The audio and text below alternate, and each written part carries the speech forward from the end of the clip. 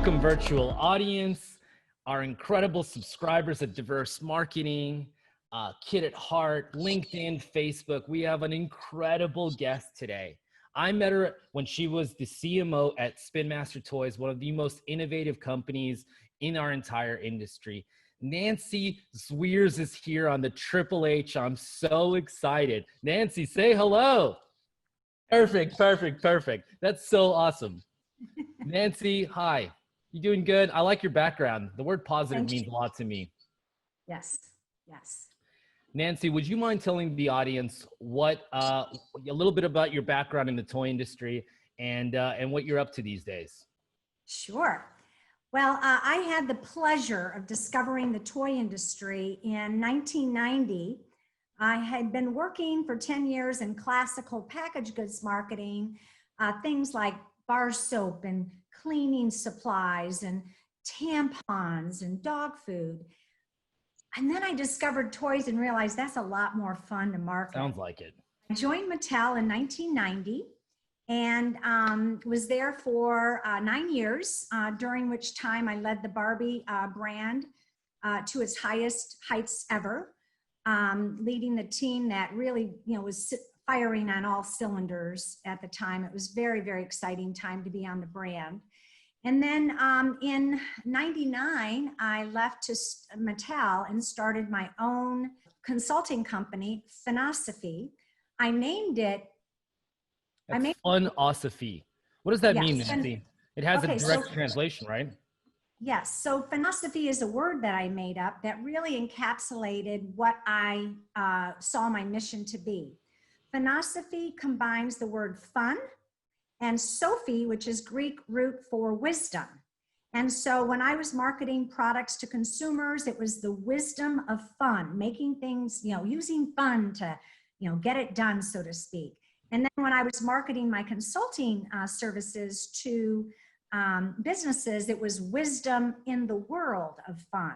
So philosophy really did encapsulate my mission. And what I've come to realize since then is it really encapsulates me. I do feel like that is my core essence is, I'm a philosophical person. Yeah, I love that. I made up a word that kind of I guess is the overarching umbrella for the happy half hour, and it's called Insightainment. I've built, I've for so long tried to extract insights from various manufacturers and retailers and trade shows, and combining that with a little bit of entertainment seemed like the right direction. Yes, we are simpatico. I love it. So Nancy, let's go back to that time I met you at that Spin Master meeting. You had an incredible career at Spin Master, managing both Paw Patrol, which basically is the #1 preschool property in the world. You were there when Hatchimals, arguably the most innovative toy of the last decade, was created. Can you talk through some of those incredible moments of innovation at Spin Master? Sure. Well, there's a lot of people within Spin Master that touched both of those incredible brands. And I was privileged to be, one of those people. In the case of Paw Patrol, because I had worked on Barbie in the past and really understood the importance of keeping a constant stream of newness coming season after season, even though it's the same brand, I really, helped, helped sustain an already highly successful brand when I started to influence it, and really, encourage the team to, shake things up, get out of that formula. If there's one thing we know about kids, they need a constant stream of newness. And that becomes a challenge when you're dealing with a stable, long-term brand. So finding that balance between keeping the promise of the brand intact, but changing all aspects of the marketing mix while you do that is, I think, the key to building a sustainable brand in the toy industry. And, it is wonderful to see, one of the things that we take as part of the compensation of working in this industry is seeing the joy of children's faces when they interact with Absolutely. that we market. And when I am in the airport, back when I was in the airport a lot, I'd see little kids with their little roller Paw Patrol bag or their little backpack. Whenever I see someone, a little child with Paw Patrol, I break out into the song, Paw Patrol, Yeah. on the double, and Yeah. the faces light up, and I've just made a connection. So that's that. Paw Patrol is a wonderful brand. Hatchimals, the product was defined, not completely defined, but largely defined before I joined Spin Master. So huge kudos go to Amy Pruzansky, Dave McDonald, part of the advanced concept team in Spin Master, reporting directly to Ben Verity, who's one of the co-founding partners. And they really came up with this idea. I think Ben was the one who kind of created the original impetus. But it was just in prototype form. And, I think what I'm most proud of in terms of the contribution for Hatchimal success is that it's a great example of building the marketing plan around the core essence of the brand. So the marketing plan is not a one-size-fits-all thing. To the extent that it really draws from that essence and embodies it, you're going to have a lot more success. So when you think about Hatchimals, the play experience was very much about anticipation and surprise discovery. Absolutely. And so we launched the product mirroring that sequence of building anticipation and then unveiling the surprise. Yeah. Can I frame this a little bit, because I know exactly where you're heading to, but I want to kind of normally in the mass market, a hot fall item is manufactured to be on shelf for August 1. That's when the fall planogram sets. Exactly. You guys flipped that on its head and decided to own this October reset and deliberately built this anticipation up for the product to launch in October, which was a very disruptive idea, especially for a $59.99 item. Can you give us a little more insight on that? Yes. Well, necessity is the mother of invention. When we presented Hatchimals to the retailers, everyone, without exception, was so excited to get this on the shelf. So the launch quantities ended up being massive because all the retailers wanted to launch it in a big way. Now, this product was breaking new ground. There's patents involved because the material of the egg needed to be safe for ingestion, since there would be little pieces.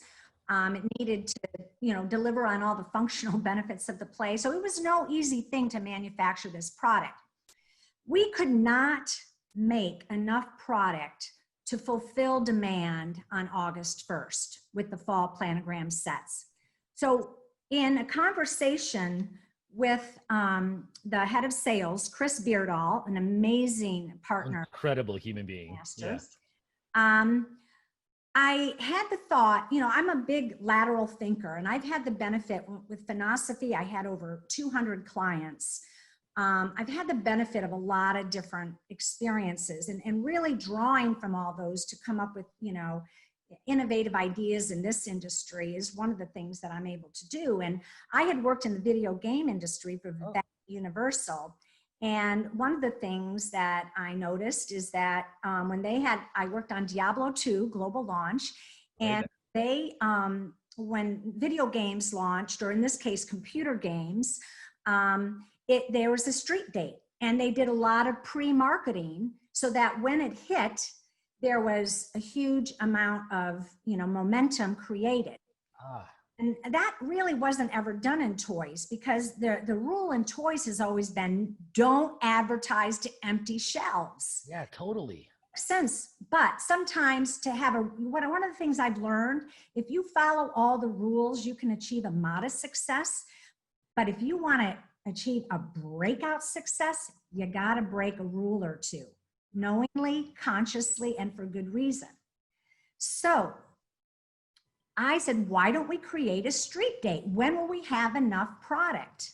And he said, October 1st. I said, okay, let's create a Hatchimals Day, and we'll go out with guns blazing.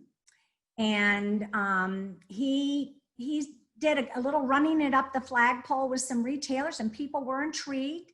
And so we got support for the idea, and we put that plan in place. That was kind of the original pillar of the launch plan, was to have a Hatchimals Day on October 5th. I think it was on October 5th in 2016, but Friday, and that we were going to launch that day. So what we did was we had boxes on the shelf holding our spot for 2 months. And, coming soon, hatching on, October 5th. Whatever. And then in September, we did a 15-second teaser, part of that building anticipation that came from the brand DNA. And we did just a 15-second teaser where we showed a little bit of the hatching process, where, there's this whole interactive process that kids can go through to, cause the egg to hatch spontaneously. So we showed that. And then another really good principle that I want to share with your listeners is a really good definition of strategy is the concentration of resources to achieve a competitive advantage. Concentration of resources. There's a lot of elaborate on that. 360-degree marketing. We're going to do all the touch points, but people end up spreading their dollars too thinly. So what we did on Hatchimals Day, we cut a 60-second spot. We aired that in a roadblock across all kids channels. We had massive GRPs that weekend, Friday, Saturday, Sunday, massive GRPs, like ridiculously a lot. And so we concentrated our resources in time, and it took off like a rocket.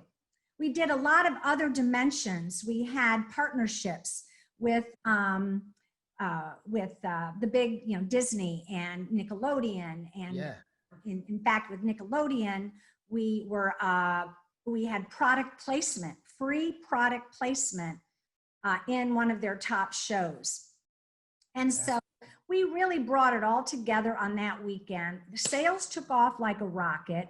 There was immediate shortages, and we were able to cut advertising in November because there was demand so far outstripped supply.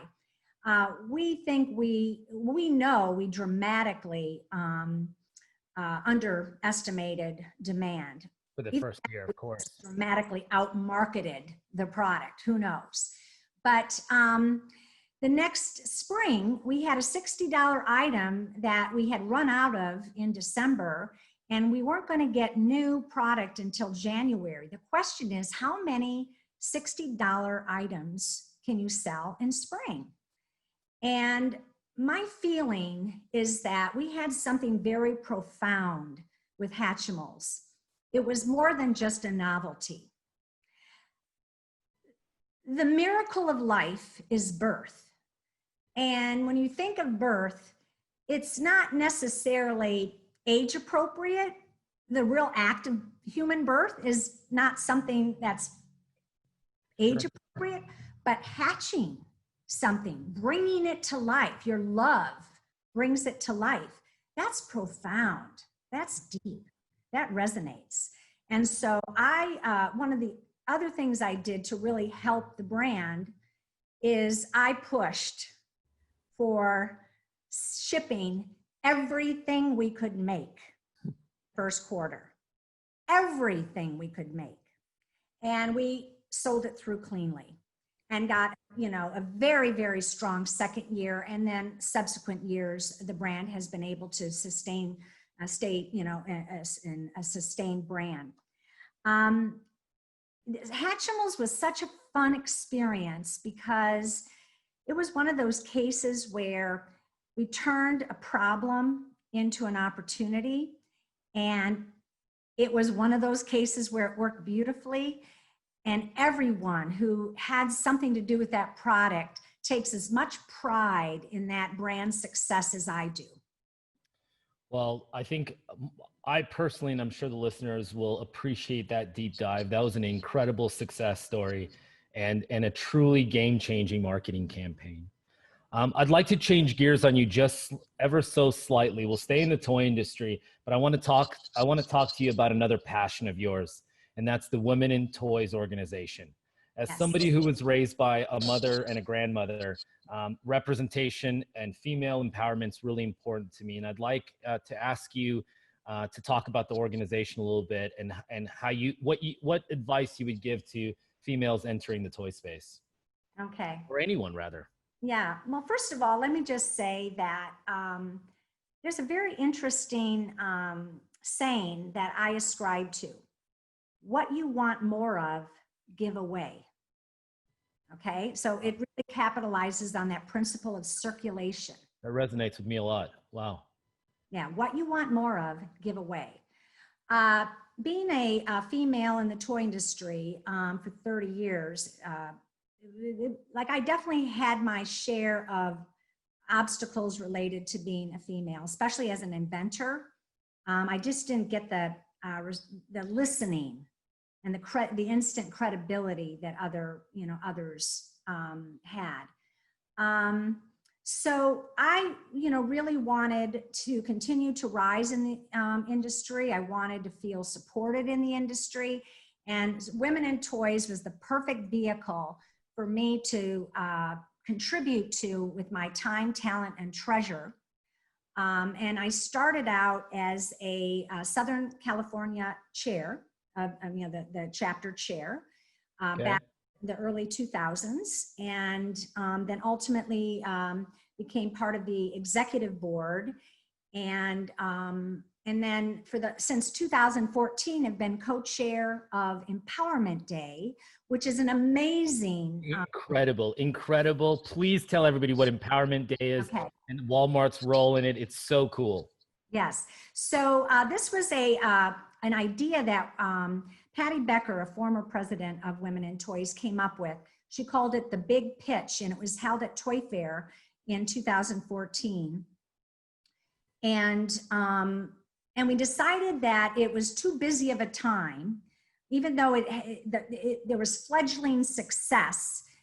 So there was enough to work with, but we wanted to move it. So we moved it to Dallas. So since 2014, when it was in Dallas, I've partnered with my partner, Deb DeSherbinen. And then newly this year, Alita is the co-chair, but Alita Friedman.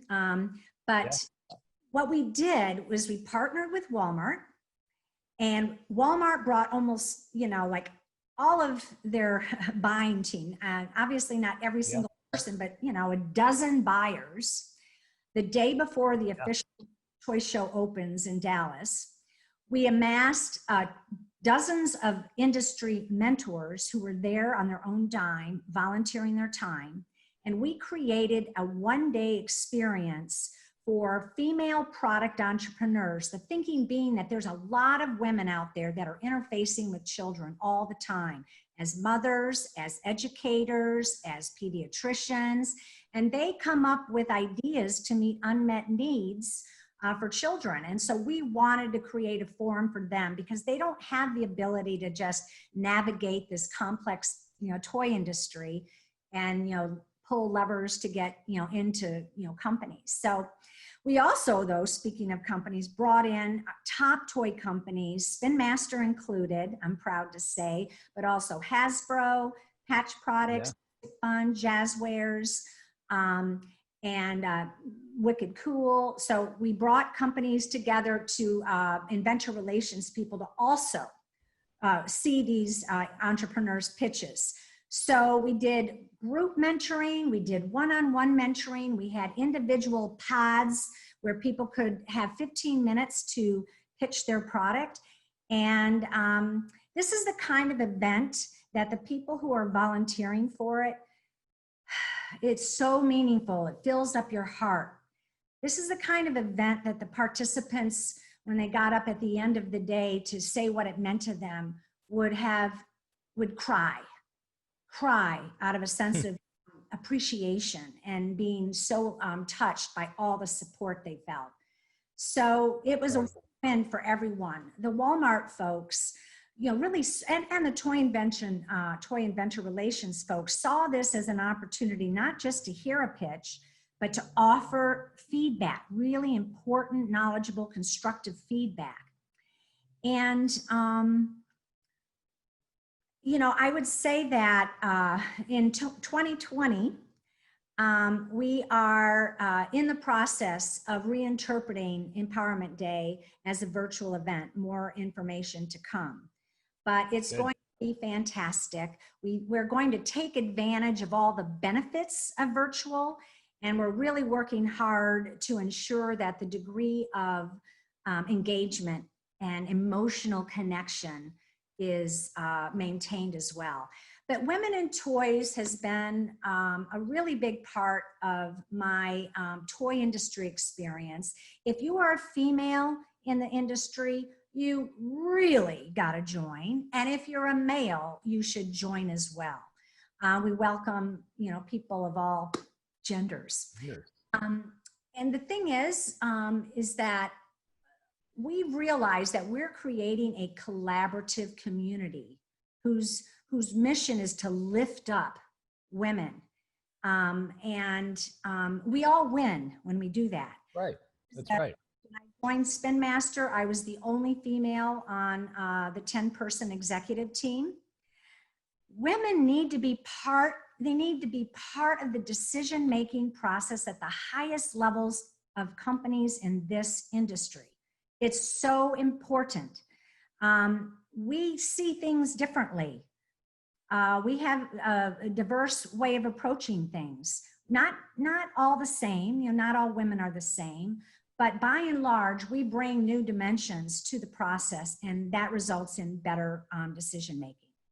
Incredible, incredible. Anything I can do for the Empowerment Day, you just let me know. Okay, and I'll be happy to help mentor, help pitch. I'm pretty good at selling things, I've been told. Nancy, speaking of selling things, it's time to play a little game show we call the Selling Game. The Selling Game originated from my efforts at Diverse Marketing when I would interview new people. We would always interview them at inside of our trade show, and I would play the kind of the villain, the bad cop in a sense.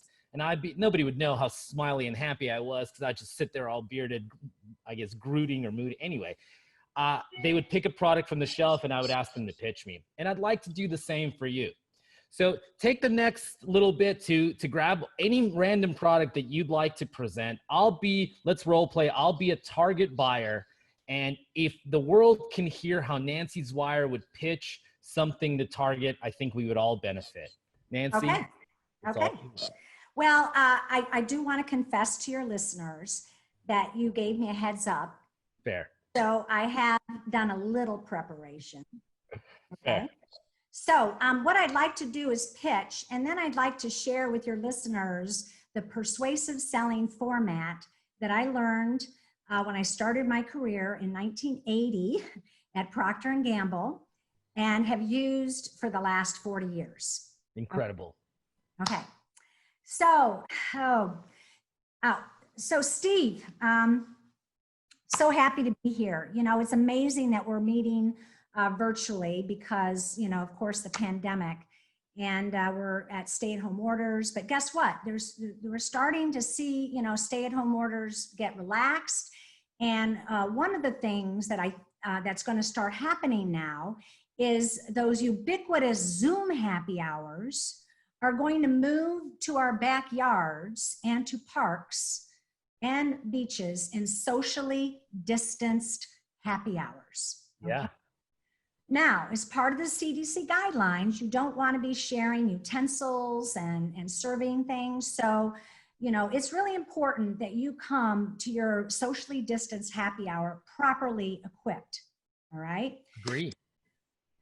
But we're coming into the summer months and, you know, we want chilled white wine. I'm a red wine lover, but in summer, I, you know, oftentimes opt for a nice, cold, crisp white wine.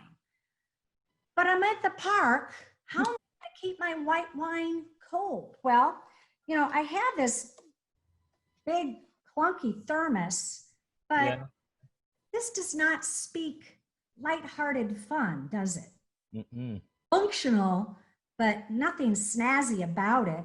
And if a product also provides self-expressive benefits, how I carry my cold wine needs to kind of have a little pizzazz if it's going to express me. So then I took a water bottle, an insulated water bottle, and it's really nice. It's got the glitter, you know, you gotta love it. And I said, okay, great, let's use this. So there was just one problem. I've got my wine here and I've got my water bottle. And of course, this happy hour is gonna last more than an hour, so I need the bottle, the whole bottle. But then what happens is, Oh no. oh no, oh no, oh, I've wasted liquid gold. I need a better solution. Introducing Corksicle Canteen. Yeah. Insulated, fashionable. So nice. What a color. This is holds a complete bottle of wine, keeps it cold for 25 hours. So if you really want a happy hour or a happy day, you're covered. It's fashionable, stylish. Did you call that fuchsia, Nancy? Pardon? Would you call that fuchsia? Well, it does look fuchsia on your screen. It looks a little more. This is their heathered pink. Heathered pink. But it's got a patented silhouette so that it's easy grip, no slip bottom. So you're good to go for your happy hour. Now, I mentioned that you want, you know, self-expressive benefits. It doesn't just come in pink. For all you macho men out there, it comes with black, if you want, a variety of colors, and just a few. And then there's many, many designs too. And if I had my my computer screen here, I could show you more. So what could be better for your socially distanced happy hours to come armed with your own corksicle? I dig it. And of course, your own glass, and cheers. Steve, Perfect. take a sip. What a tie into the happy half hour. You're amazing. Cheers. What a great pitch. Nancy, what a wonderful pitch. If only you could feel or taste this and taste how cold it is. Oh, yes, absolutely. I could taste it virtually right now, Nancy. That was such a good pitch. And as we finish our happy half hour, 30-minute time block, the last part of it we call the creation of positive energy. The sign on the back of, or the graphic next to that amazingly look like hand-painted giraffe says positive. So I think you're a subscriber already. But maybe for the last 30 seconds, as we say thank you so much, could you just shout out anybody that, you know, is doing a great job out there, maybe a mentoree that needs to know to hang in there, or anybody that you want to thank? The floor is yours, Nancy.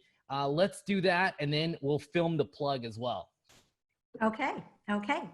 Well, first of all, I do want to give a shout out to Ashley Maddie, who just stepped down after 6 years of leadership as president of Women in Toys.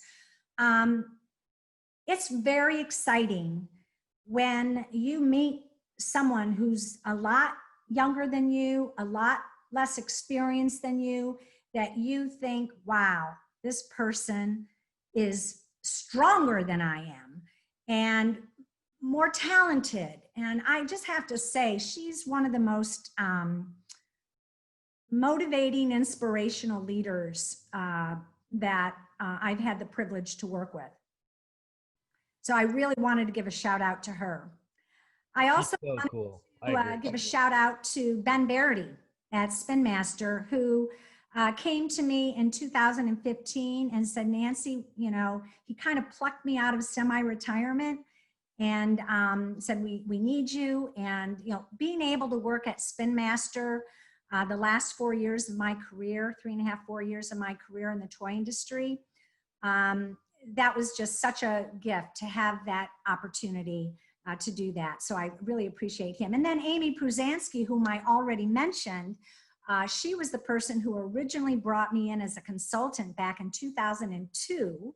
And Spin Master was my client for over a decade, thanks to her bringing me on board to begin with. So those are some of the many, many people that I would have to thank that I have you know, benefited from in my career in the toy industry. Nancy, the persuasive selling method seemed to capture my attention as the mock target buyer. Can you just give us the quick rundown on what that really means and how we can apply it? Yes, yes. So it's a 5-step process, and then I've overlaid it with something that I think is even more material for toys, okay? So the first is summarize the situation. Think of this as preparing the soil. And then you plant the seed, okay? And that second step is state the idea. The corksicle, right? That's like, so basically I state the idea. Then I explain how it works. I talk about the, you know, that fact that it keeps, you know, the wine cold, blah, blah, blah. Sure. Different colors. Then you reinforce key benefits, which is having, you know, your wine chilled in a fashionable way. And then the final step is to reinforce, suggest an easy next step. And for me, that was offering you a taste of the chilled wine. Absolutely. So it's summarize the situation, state the idea, make that bold, make that impressive, explain how it works, reinforce key benefits, suggest an easy next step.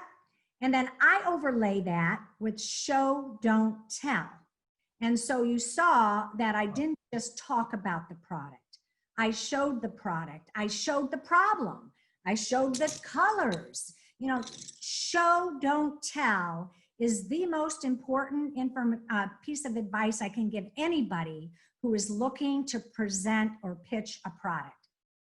Incredible. Nancy, I just want you to know that you made an impact in my life.